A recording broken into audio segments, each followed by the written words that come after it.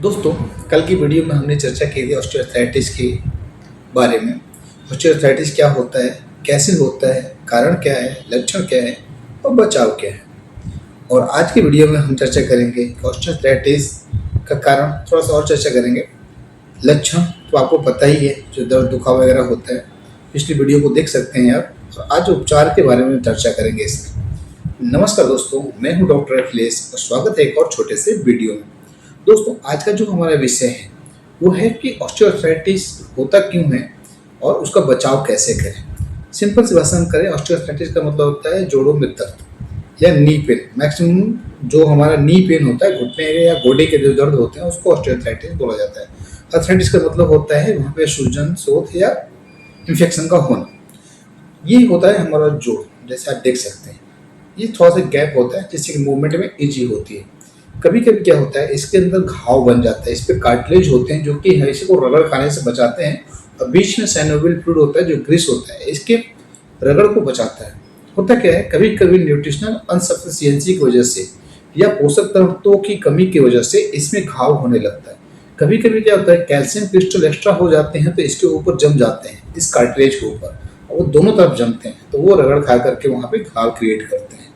दूसरा होता है, उम्र बढ़ने के साथ साथ भी इसका क्षय होने लगता है, इसकी वजह से भी दिक्कत आती है। कभी कभी ऑस्टियोफाइट हो जाती है, हड्डी एक्स्ट्रा बढ़ जाती है, वो भी इसको टीयर कर देती है, वो भी इसका एक कारण होता है।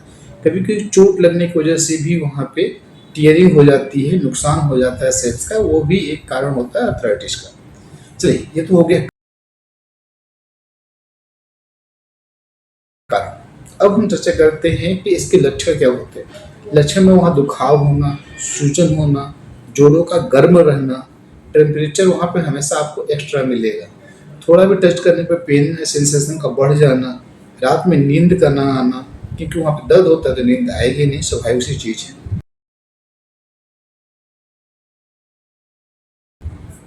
कारण क्या होता है इसका?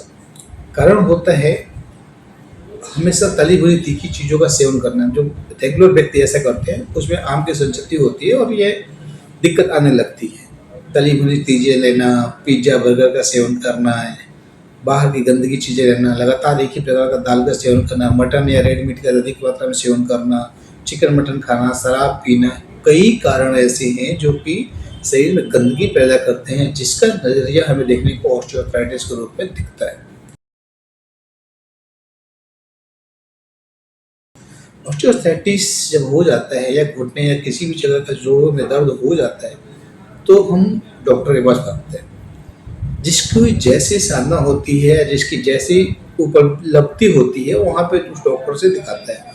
कोई होम्योपैथ में जाता है, कोई आयुर्वेद में जाता है, कोई एलोपैथ में जाता है और कोई घरेलू उपाय करता है। तो आज हम इसी विषय पर चर्चा करने वाले हैं कि घुटने के दर्द में कौन कौन से इलाज होते हैं।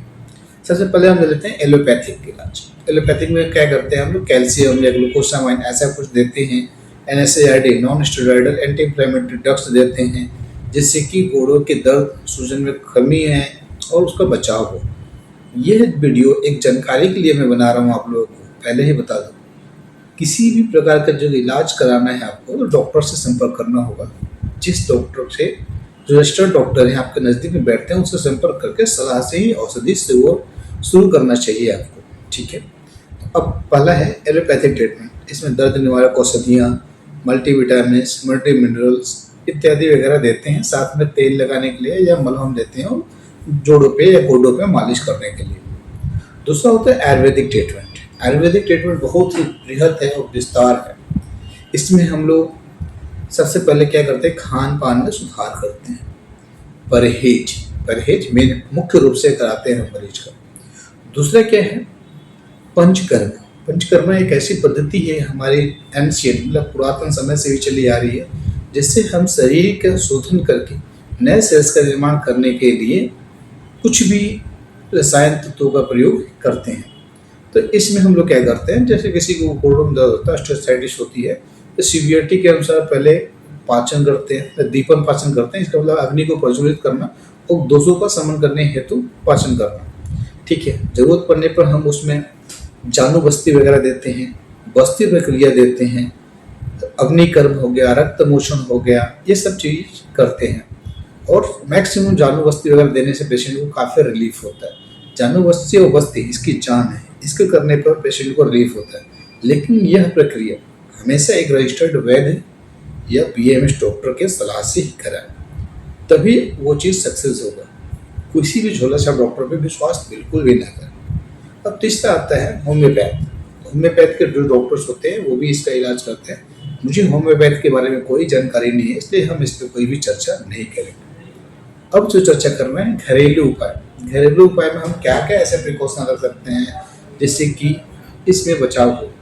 प्रिकॉशन में तली भुनी तीखी चीज़ें का नहीं खाना, चोट से बचाना, हमेशा पौष्टिक आहार लेना इत्यादि कर सकते हैं। अब पौष्टिक आहार में क्या कर सकते हैं? एक तो कैल्शियम सप्लीमेंट का इंक्रीमेंट बढ़ा देना, ठीक है, जिससे कि शरीर में पावर मिले। दूध दही का सेवन करना, हाई प्रोटीन वाली चीज़ें खाना, ताकत वाली चीज़ें खाना, रेगुलर टहलना, वॉकिंग करना, एक्सरसाइज करना, समय पर जगना और समय पर सोना, दीवा सेवन का परहेज करना। कई चीज़ें ऐसी हैं जो कि हमारे शरीर में होने वाले आमूल चूल परिवर्तन यानी किसी प्रकार के दर्द दुखाव को ठीक करने के लिए ये सब चीज़ें जरूरी है। दिनचर्या, आयुर्वेद में औषधि के साथ साथ दिनचर्या का विशेष रूप से चर्चा है।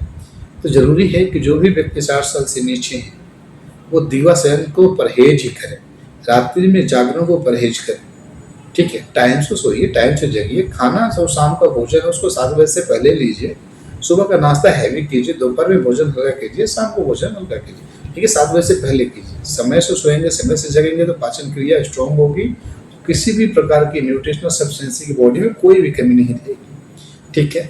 घर में साग के रूप में आप मुनगा का साग ले सकते हैं, पालक ले सकते हैं।